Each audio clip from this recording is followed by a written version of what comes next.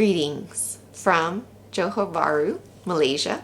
It's our first time here, even though we've been in Singapore for 4.5 years. And it's literally across the border. Like, you can honestly walk. We have friends who have walked from Singapore to JB. We wanted to sit down and chat a little bit about our experience driving across the border via public transportation. So we don't have a car. We took public transport.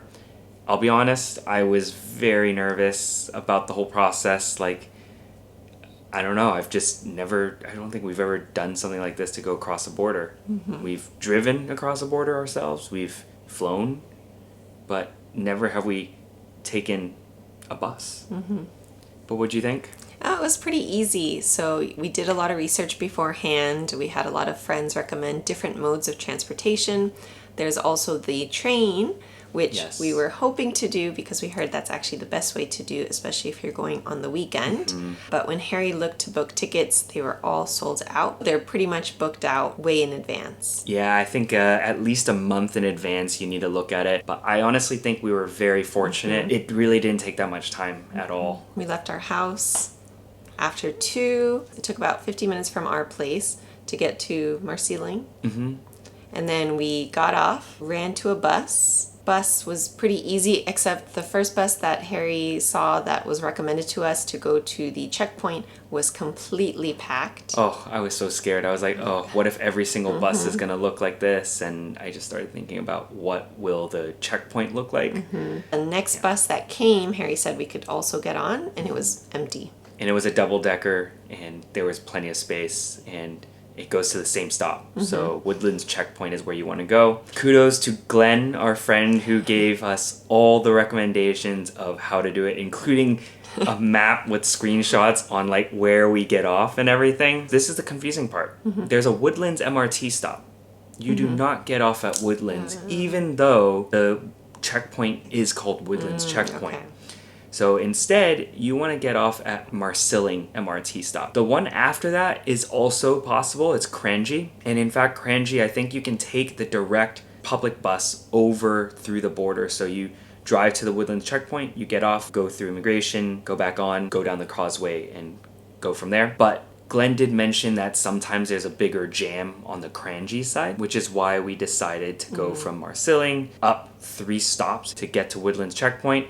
And you just follow the signs. So now we've arrived at the Woodlands checkpoint, and this is where it gets a bit confusing and a little intimidating. So I saw the sign that showed the checkpoint and the line if you're taking the train.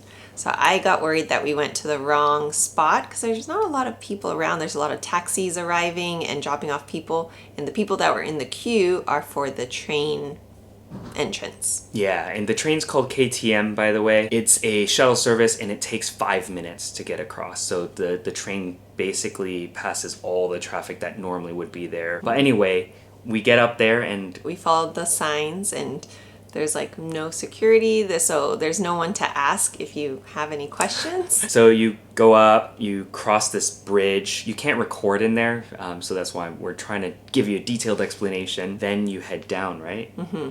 Up to go down, yeah. And then Singapore immigration? Yes. And that's where you have the automated machines, like, kiosks. Just like just like the airport. Mm-hmm. Yeah, exactly. So very easy, very efficient. Yep. I've seen pictures of that area where it's completely packed with people. It was completely dead empty. So we didn't even have to wait for a machine. We just put our passport in, scanned it, and got through.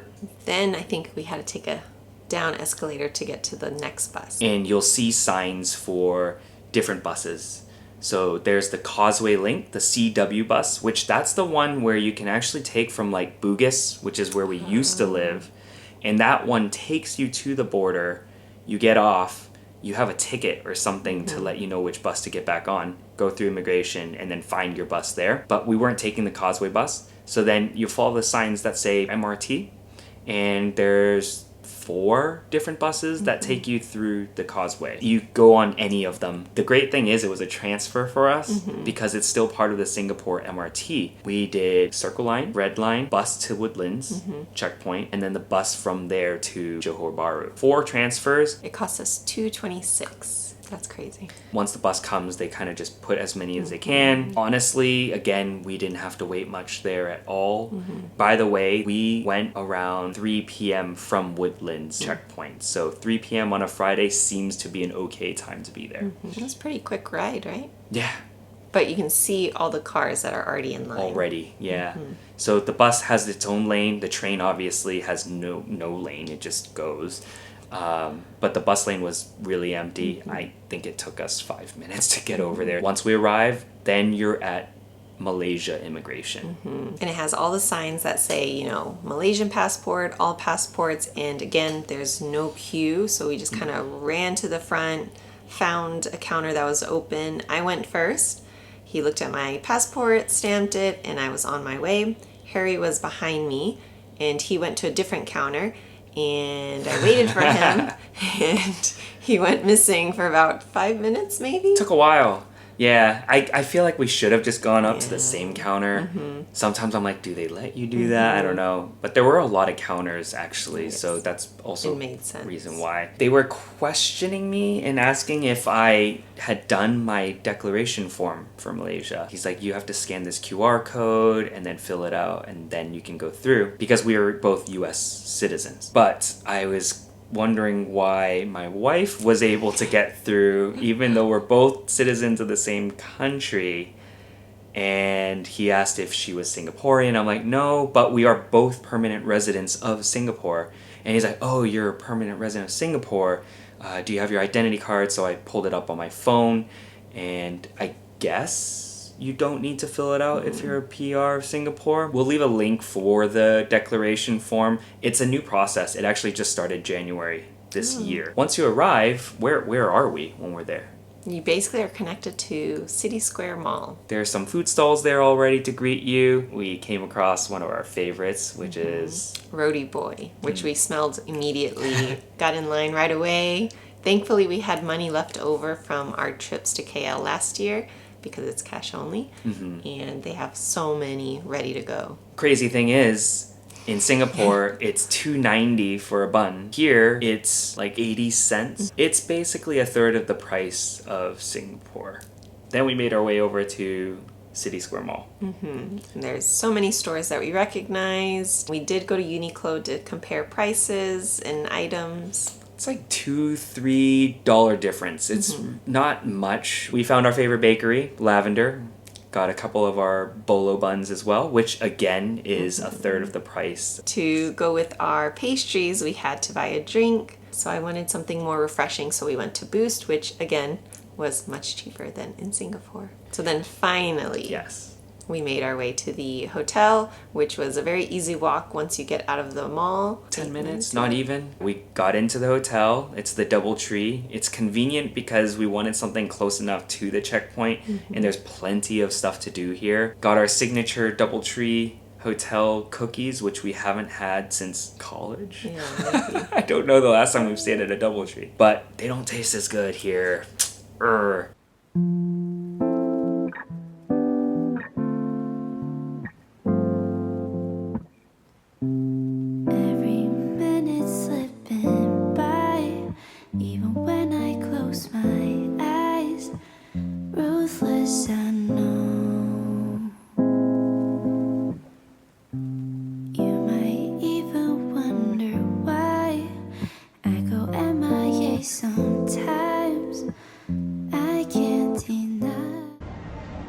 We just did a 1-hour Thai massage. I don't know if this happened to you, but I got my stomach massage. Oh yeah, I did. Okay. Were you worried about the belly button? Yes, she went. Sorry about that. But invasion. It's the second time that it's happened, so I think it's definitely a Thai massage that they do that. But I'm sure it's good for me. It ended up being a bit more than I thought it said, but it was still very reasonable. It ended up being 60 minutes, about 48 Singapore dollars, and it's like a really nice place. This little feet washing thing in the beginning with the exfoliation. Woo, I love it. So now it's like 9 p.m. And are you hungry? Yeah, I guess we should eat.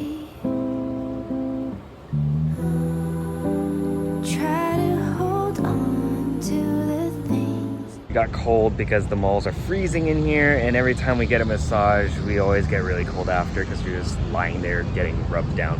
Anyway, we're on a main street right next to City Square Mall and also the checkpoint where you come in.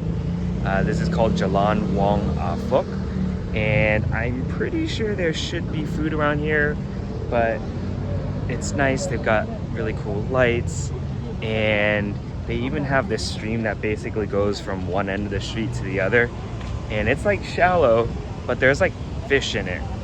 It's wild. So after our massage, we needed to look for food. We stopped by the JB night market called Pasar Karat, and there's so many stalls that are selling Adidas, Nike, Gucci bags, and of course Harry looked for his sticker. They're also selling a lot of food, snacks, drinks. Finally we found a restaurant and we ordered mee goreng, which I wanted some noodle food, and it was the spiciest thing, so I didn't finish it. And Harry ordered murtabak, but it took a long time because we think that the person who makes it was actually eating dinner at the same time, so we had to wait till he finished before he could make our dish. And now it's the next morning, so we're gonna go out, grab some brunchy food because it is about 11 o'clock, and we'll figure it out from there.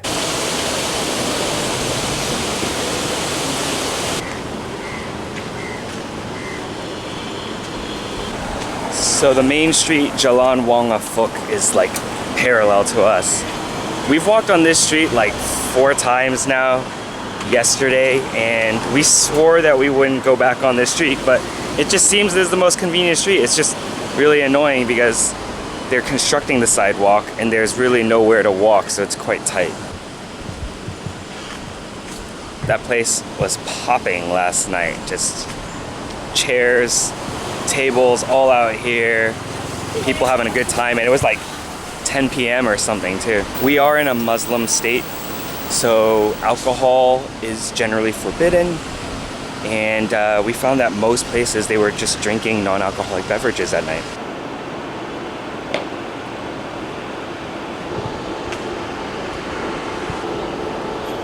Taking the road less traveled because there's not many cross streets, and one of the pedestrian walkways was being constructed on, so here we are. We made it across, but now we gotta find the opening to this tiny little river stream.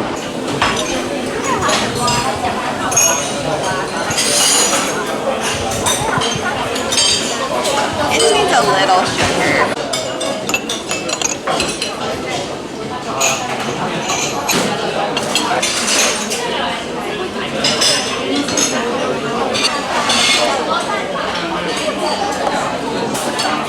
Thank you.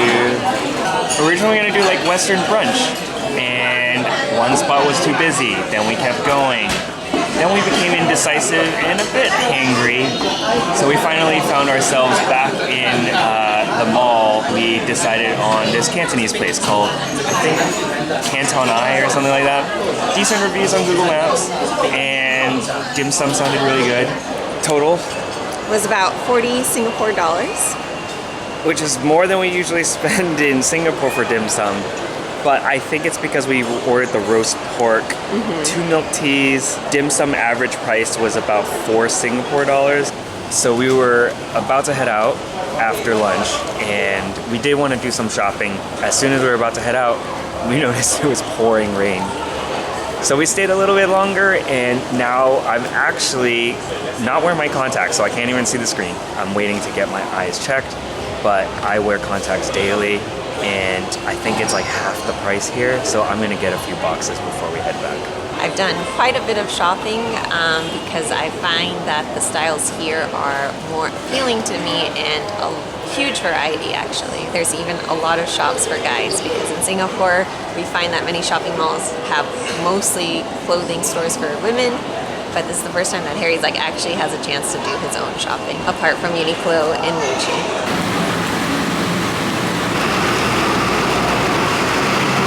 Grab some coffee. Now we're back at the hotel and gonna check out the swimming pool. I can't keep them my fingers, I was losing control. Took a couple months till you knocked on my door.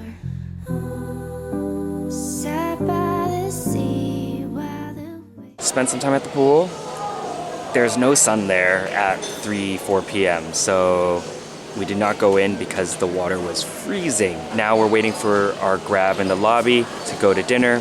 The ride there is about 18 ringgit, which is 5 Singapore dollars. That's like peak pricing. Usually it's a lot less expensive to ride around in JB on Grab. So Grab's usually the mode of transportation we'd recommend.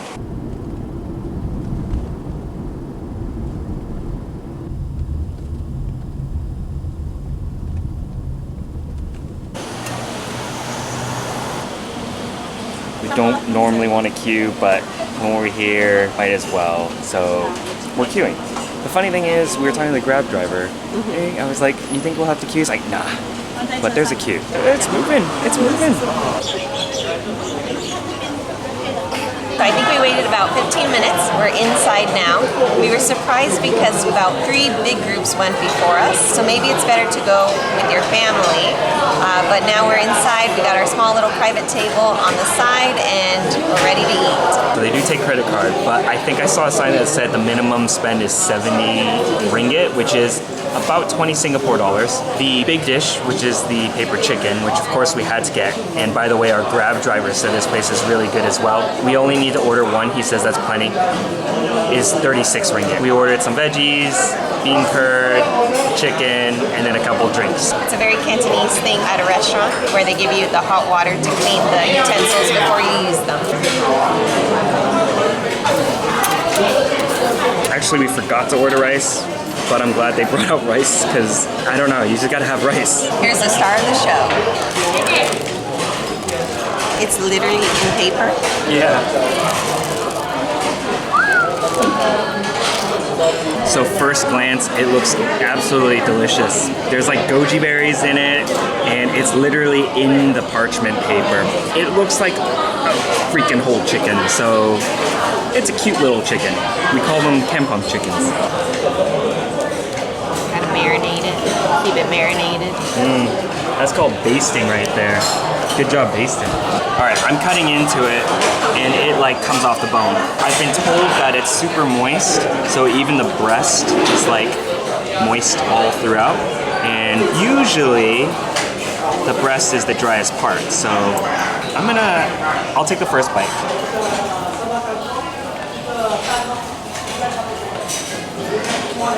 Kind of juicy.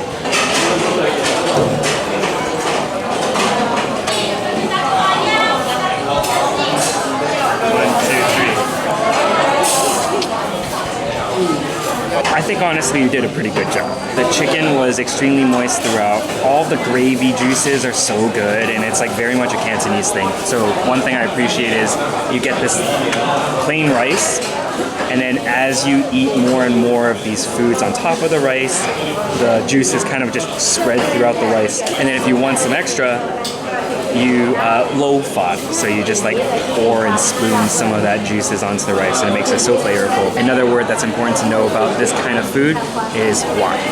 The chicken is extremely wat, which basically means smooth, but it just means juicy, succulent, like fall off the bone. Absolutely delicious. Overall, a really good meal. I'm glad we waited in line. It was definitely worth it.